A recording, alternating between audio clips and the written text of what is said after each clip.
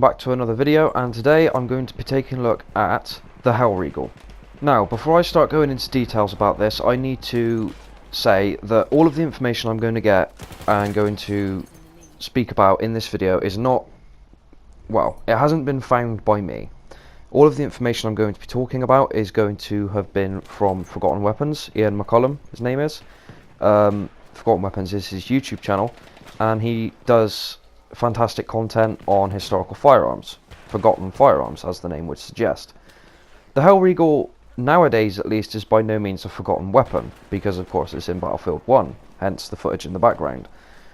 But none of these exist anymore, and trying to find legitimate information on them is incredibly difficult.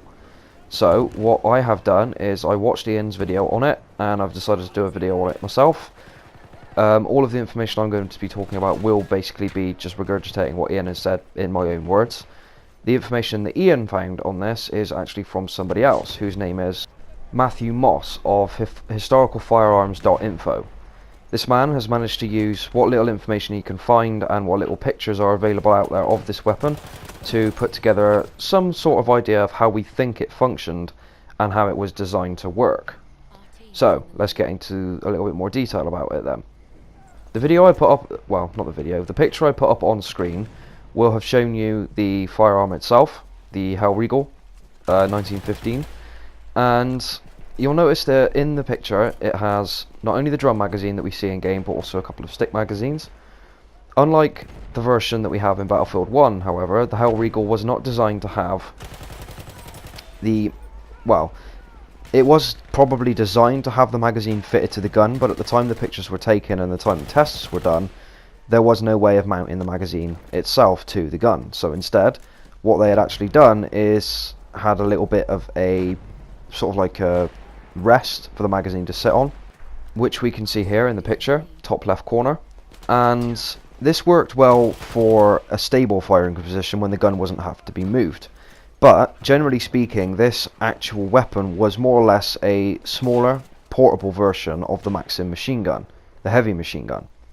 During World War I, trench warfare was an incredibly important aspect of it, and they, every day, were trying to figure out methods of clearing trenches better.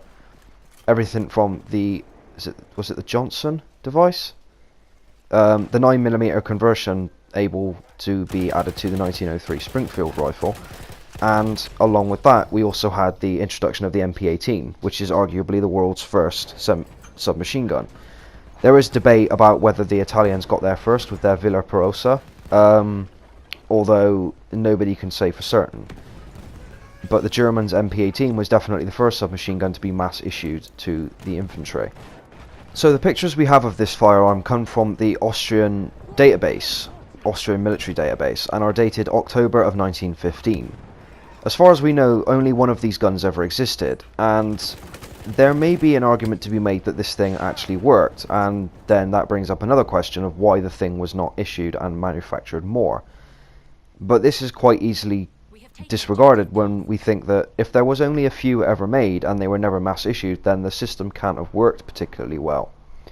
What we do know about it, just from looking at the pictures, which I did try to put up in this video, but unfortunately my recording software is screwing with me and they're the wrong resolution. So anyway, what we do know about this firearm is that it was water cooled, much like the Maxim machine gun that it was more or less based on, and the bolt had a very small travel, as we can see in the picture that I've posted up twice already.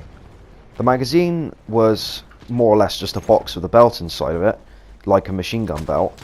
However, we don't know what ammunition the thing was actually supposed to fire. I would assume that it was 9x23, which was the standard issue cartridge for Austro-Hungarian pistols at the time. But there's no way of knowing for certain.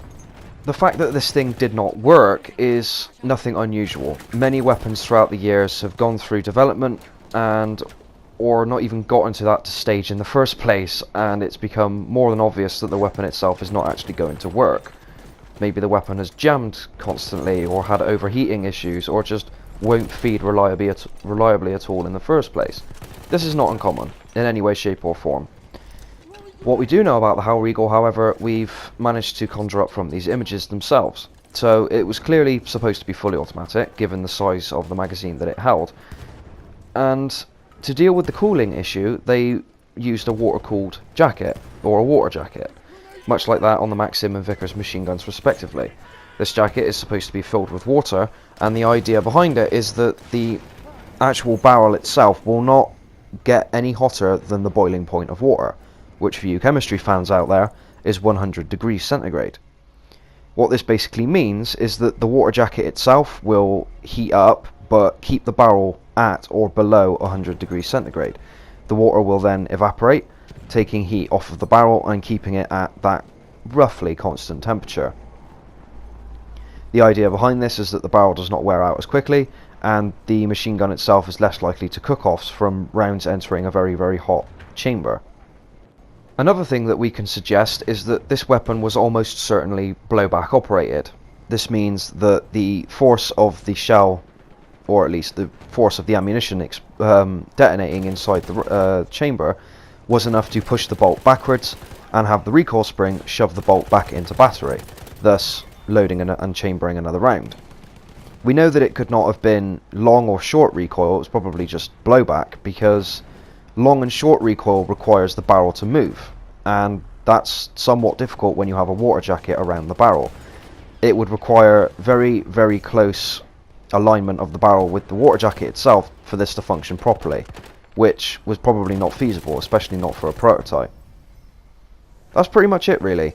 We know that it didn't work, we know that it was supposed to be blowback, and we know that it was most likely 9mm, but other than that, there's not really that much more to know.